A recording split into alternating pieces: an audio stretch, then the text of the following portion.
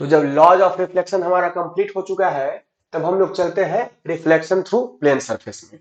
तो reflection through दो type के सरफेसेस से हम लोग को रिफ्लेक्शन पढ़ना है, एक प्लेन सरफेस और दूसरा है आपके पास स्फेरिकल सरफेस। तो सबसे पहले प्लेन सरफेस को कंप्लीट कर लेते हैं, ये क्लास 8 में भी हम लोग पढ़ चुके हैं।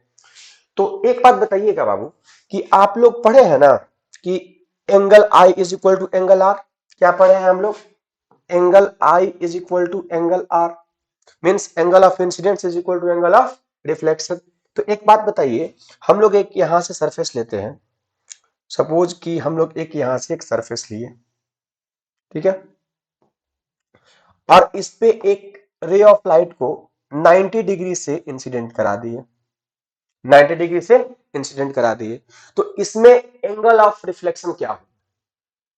तो बहुत बच्चों के मन में सीधे आ रहा होगा 90 डिग्री, गलत है। यहां पे क्या सोचना है कि एंगल ऑफ इंसिडेंस क्या होता है। तो एंगल ऑफ इंसिडेंस क्या होता है, ध्यान से समझिएगा। ये अगर हमारे पास रिफ्लेक्टिंग सरफेस है और ये है हमारे पास इंसिडेंट रे और ये है रिफ्लेक्टेड रे, तो ये जो इंसिडेंट रे और नॉर्मल के बीच में जो एंगल होता है वो होता है एंगल ऑफ इंसिडेंस, और रिफ्लेक्टेड रे और नॉर्मल के बीच में जो एंगल होता है इसको हम लोग क्या बोलते हैं?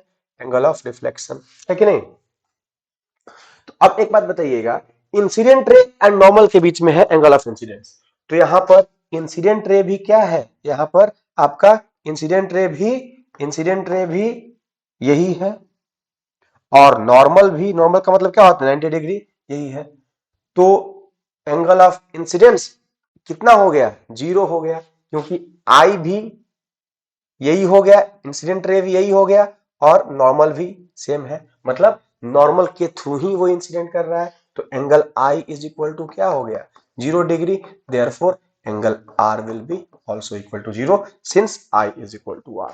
तो अगर क्वेश्चन पूछता है what will be the angle of reflection if a ray of light incident normally to the surface, normally का मतलब क्या होता है? 90 डिग्री, तो इसका क्या आंसर होगा? 0 डिग्री। ठीक है, क्या आंसर होगा इसका? 0 डिग्री। इसका मतलब वो सेम पाथ से वापस चला जाएगा, means it will retrace its path. If a ray of light incident normally to the surface then it will retrace its path, मतलब उसी पाथ से वापस चला जाएगा। तो इसी की हेल्प से हम लोग यहां पर ये डायग्राम बनाएंगे, किसका? तो प्लेन मिरर के थ्रू। ध्यान दीजिए, ये हमारे पास क्या है? एक प्लेन मिरर है, ठीक है, ये हमारे पास प्लेन मिरर है, और इस पे एक रे ऑफ लाइट सीधा इंसिडेंट कर रहा है नॉर्मली, नॉर्मली का मतलब 90 डिग्री से, तो वो उसी पाथ से वापस चला जाएगा, है कि नहीं? और एक रे ऑफ लाइट को हम लोग सीधा इस प्लेन मिरर के सेंटर पे इंसिडेंट करा रहे हैं यहां, ठीक है। तो ये जो इस एक्सेस को हम लोग बोलते हैं प्रिंसिपल एक्सेस, जिसपे ऑब्जेक्ट रखा हुआ है, ठीक है, इस पे, ठीक है, इसको बोलते हैं हम लोग प्रिंसिपल एक्सेस। आगे भी स्फेरिकल मिरर भी यही बोलते हैं, ठीक है। तो बताइए, ये जो रे ऑफ लाइट है, सपोज कि ये इस सरफेस पे सीधा नॉर्मली रखा हुआ है 90 डिग्री पे, ठीक है, तो ये नॉर्मल हो गया। तो इंसिडेंट रे और नॉर्मल के बीच के एंगल को क्या बोलते हैं? Angle of incidence. तो वो सेम एंगल बना के जो रिफ्लेक्टेड रे होगा वो आर के इक्वल होगा, जो कि एंगल आई और एंगल आर इक्वल होता है, पता ही है आपको। तो सेम एंगल बनाकर क्या हो जाएगा? ये रिफ्लेक्ट बैक हो जाएगा। समझे कि नहीं समझे? अब बताइए कि ये जो रे ऑफ लाइट है जो रिफ्लेक्टेड होकर के इधर की तरफ आ रहा है, और ये रे ऑफ लाइट कितना भी इधर प्रोड्यूस कर ले, तो क्या ये मीट करेगा?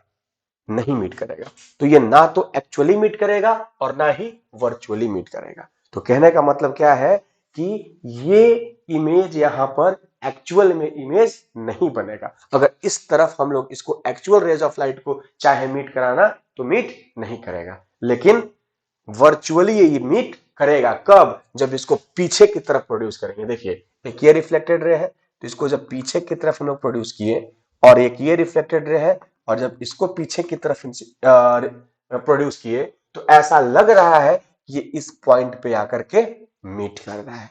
तो जो इस ऑब्जेक्ट का इमेज यहां पर बन जाएगा, ठीक है। तो इसका क्या कैरेक्टरिस्टिक्स हम लोग को दिख रहा है जो प्लेन मिरर से इमेज बना है? तो सबसे पहले इसको नोटिस कर लेते हैं क्या क्या है भाई, तो ध्यान दीजिएगा। ये ऑब्जेक्ट का साइज और इमेज का साइज हमेशा आपको इक्वल दिखाई देगा, ठीक है। और चूंकि ये एक्चुअल इंटरसेक्शन ऑफ रे ऑफ लाइट नहीं हो रहा है तो क्या होगा, ये वर्चुअल इमेज होगा, रियल इमेज तो बनेगा नहीं, है कि नहीं, because there is no actual intersection of ray of light. The ray of light are intersecting virtually, so the image formed by the plane mirror is virtual image. Okay, तो virtual image कैसा होता है, direct होता है।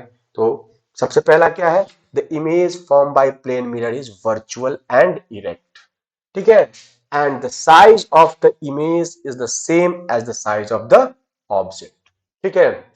एक और चीज observation में ये आएगा कि अगर ऑब्जेक्ट और मिरर के बीच का डिस्टेंस x है तो इमेज और ऑब्जेक्ट के बीच का भी डिस्टेंस क्या हो जाएगा, x ही होगा। Means the distance between image from the mirror is always equal to distance between object from the mirror, ठीक है। और लास्ट क्या है, चूंकि पता है आपको कि वर्चुअल इमेज हमेशा इरेक्ट होता है, क्या होता है, इरेक्ट होता है, लेकिन ये लैटरली इन्वर्टेड होगा। लैटरली इन्वर्टेड का मतलब क्या होता है, left side of the object appears to right and right side of the object appears to left, ठीक है। इसको बोलते हैं हम लोग लैटरली इन्वर्टेड इमेज। तो ये रहा रिफ्लेक्शन थ्रू प्लेन सरफेसेस की कहानी। इसमें हम लोग क्या पढ़े, तो प्लेन मिरर से रे डायग्राम कैसे बनता है ये समझे, और उसके बाद प्लेन मिरर से जो इमेज बनता है उसका क्या क्या कैरेक्टरिस्टिक्स होता है ये समझे, और एक इंपॉर्टेंट क्वेश्चन भी समझे इसमें कि what will be the angle of reflection if a ray of light incident normally to the surface या फिर परपेंडिकुलर टू द सरफेस। तो उस केस में क्या होगा, जो रिफ्लेक्टेड एंगल होगा मींस एंगल ऑफ रिफ्लेक्शन होगा वो 0 हो जाएगा, मतलब reflected ray will retraces its path. इतना चीज हम लोग इस टॉपिक में पढ़ लिए। ओके, अब बढ़ते हैं आगे वाले टॉपिक्स में।